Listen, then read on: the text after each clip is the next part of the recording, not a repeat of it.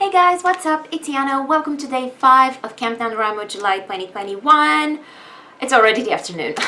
Okay, so yesterday I had a late start because I had work in the morning. Today I had a late start, or I haven't even had the start yet, because I just spent half the day just meandering around the house. And this happens to me very often when I have a day off, like the first day off I have after a work day. I just don't know what to do with myself sometimes, and I start with these ideas that I'm going to do so much, and then I just walk around and stare at nothing, and then I don't know when it's become late afternoon. But that's okay, it doesn't matter. I will do some editing later on, but for the purposes of the vlog, there hasn't been much to vlog today, obviously, yet. And actually another thing that delayed me, I was about to start working a few hours ago, but then an old friend called me, one of the actresses from my amateur theatre that I used to run. So she's one of my, you could say, my theatre students, kind of. And she has recently moved back to Bulgaria. She's lived in several other countries. And she messaged me and she was like, hey, you've mentioned the past year or two that you really miss the stage and you really miss acting and directing and all that sort of thing. I really want to do a show. And I was like, okay, well, what show? What do you have in mind? And she was like, I don't know, come up with something. And this always happens to me. I'm usually the person who's like, okay guys, let's do a show, and this is how we're gonna do it, and this is what the show is gonna be, and this is how it's gonna get organized, and we're going to hire this stage, and this is how it's gonna work. But the thing is that over the years, this really takes a toll on you, because people are very, very difficult to organize. And when you're poking them into doing something, you end up sometimes very undeservedly the people that everybody sees, almost like somebody who's being annoying, just trying to get them to do stuff and do their work that they've promised to do. And I've just gotten so tired of this that the last few years I've been like, no, I'm not organizing anything. You want me to direct something, you want me to write you music, you want me to write you a script, that's fine. I am not bloody organizing people at all. So that's what I told her. I was like, well, if you find people, if you hire a stage, if you figure out how this is all going to work, and all you want from me is to write and direct this and act in it, then I'm cool with that. That'd be amazing. I really want to do it because I do genuinely really miss the stage. There were so many opportunities to act and to direct and to do that sort of thing here in my town and in Bulgaria in general. I think it's easier. And in Edinburgh, you would expect, with the festival there and so much happening in terms of theatre and culture in general, you'd think that's easy, but actually that makes it a lot more difficult, because everybody and their dog is an actor, and it's not as easy as it is here. You wouldn't get the audience as easily, so I haven't really been able to do anything there, which makes me really sad. So we were actually kind of discussing maybe potentially doing the musical that I was writing last year during Camp NaNoWriMo July 2020, which was based on The Wild Swans. If you watched my vlogs back then, you've heard a few snippets of songs from it. So that's not completely finished and polished, but I could probably finish it in 2 days. So that's kind of there, but the problem with that is that it requires a few actors, or it needs to be done with puppets, which puppets require money because you need good ones if you want to do something like this.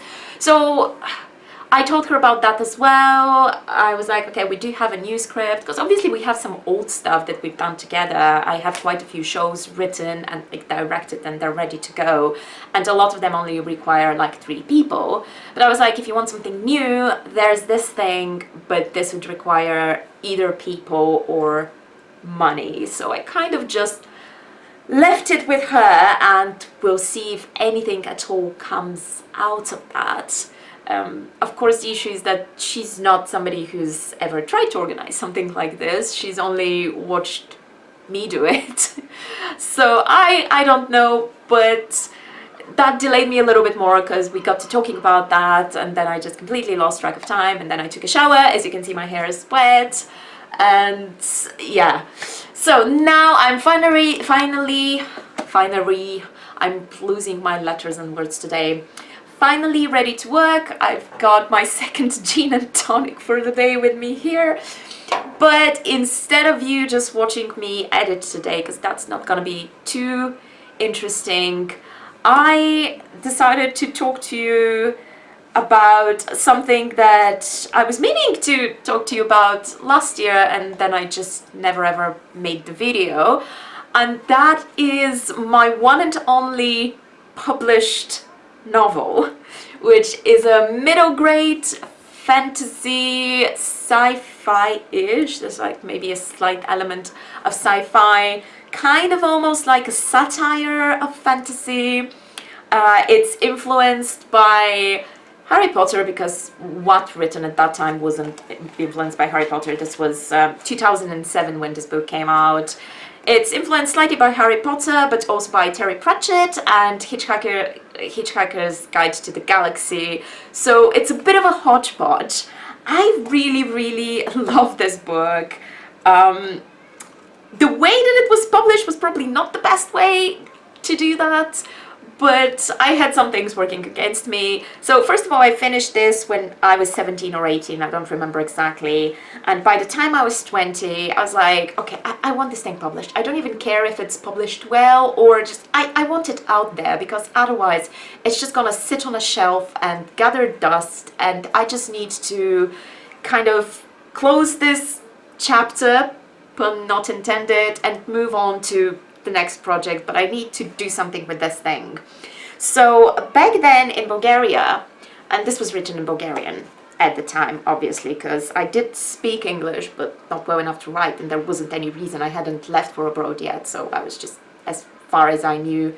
No, actually, that was a little bit before, so I guess I knew that I'd be going to Edinburgh, but when I was writing this, I didn't know that I'd be leaving the country. So, back then in Bulgaria, I think I've mentioned this in one of my other videos, possibly the AlterTube newbie tag, there weren't too many options to publish a fiction book, especially fantasy. Bulgarian fantasy still isn't really a thing.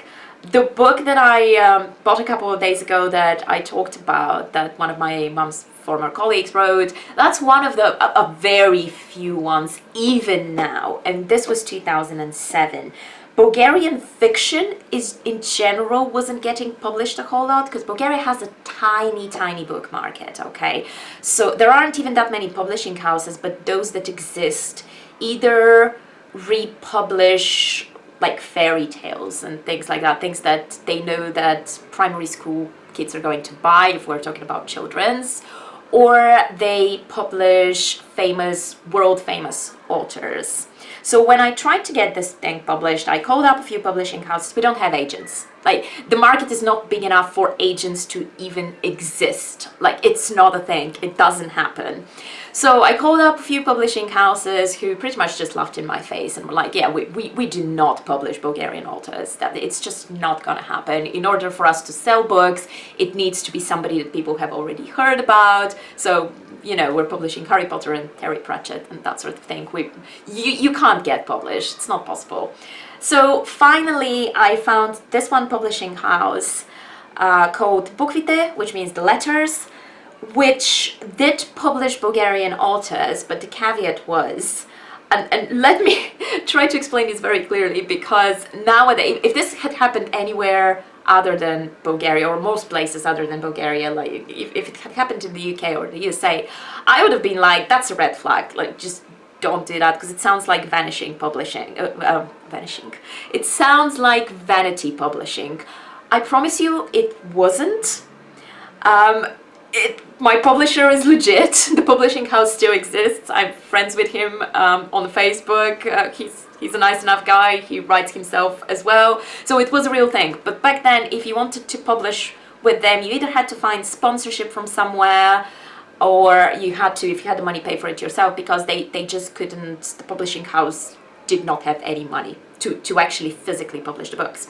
So I did pay some money for like printing, and not money that they put in their pockets really, but it was literally just the cost of printing, a little money for the cover artist, which we'll talk about the cover in a moment. So I did pay some money to get this published. The reason I did that, and I didn't want to just self-publish, but was because self-publishing in Bulgaria back then, only people who were absolutely, what you wrote was complete rubbish. Maybe there were some exceptions, but as far as I was aware, and most people were aware at the time, self-publishing wasn't the thing that it is now. Being an indie author at the moment, especially, you know, around the world, is a completely legit thing. That's a perfectly fine thing to do. Back where I was and when this happened, it wasn't. It really wasn't. Like, it would have been extremely embarrassing. So what I got out of this was that I paid a sum of money, but I didn't have to do any of the marketing. They took care of that. They took me to like a few book fairs and that sort of thing. They put the book in some bookshops, not that many, but a few, and they took care of all the other stuff like that. And I could say that I had the approval of a publishing house because they did not publish everything that came to them. I know personally that there were manuscripts that people sent to that publishing house and offered to them, and my publisher was just like, no, this is crap. We're not going to publish it because our name is on the line. So, you know, I had somebody behind me saying, this is, you know, we think this is a good book. So let's talk about the book itself after I've tried to convince you that this was not Vanity published. So, I accepted the artist that the publishing house offered because at the time this was what I could afford, and she was super sweet, and she did a few extra things that I didn't even ask for, like some character illustrations. It was so very nice, but like if I was doing it now, I'd do this a lot better. So this is what the cover looks like. Obviously not, you know, not the most amazing cover in the world. The title, I also agreed with my publisher on changing the title. In retrospect, not a good decision, because he took a tiny thing from the book. So the book is not necessarily even about this thing, but because it was potentially going to be a series. So it's called Chronicles from the Devil's Heart. The Devil's Heart, in this case, is a prison that some villains escape from in the book, but that happens towards the end. And he thought that that sounded cooler than my original title, which, to be fair, was too long. And then the subtitle is Heimpire, which was the name of a school for heroes. Again, I'm satirizing a lot of, like, fantasy books in this one. So, in retrospect, like, parents who were buying books for their kids, when they saw something like devil and, you know, something more scary sounding in the title, that put some of them off. So not necessarily a good decision. Also, it wasn't too related to what happens for most of the book, so should not have done that. But I was 20, and I just basically just gave them the book and was like, you're the publishing house, and I agreed with everything. Don't do that. It's not a good idea. You should be in control of what happens as much as possible. But, you know, this is how we did it. And what's on the cover is the little sort of emblem of the school. So that's the little key to the room of one of the characters once they get into the school. So the room is number 362, and that's the little emblem of the sea, which has like a book and a sword. Of the sea? What am I talking about? Of the school, which has a book and a sword and that sort of thing. And we've got some planets on the back, because this was actually happening in space. So, you know, that was the little sci-fi element. There's no actual science in it, except that there were kind of parallel dimensions, but, you know.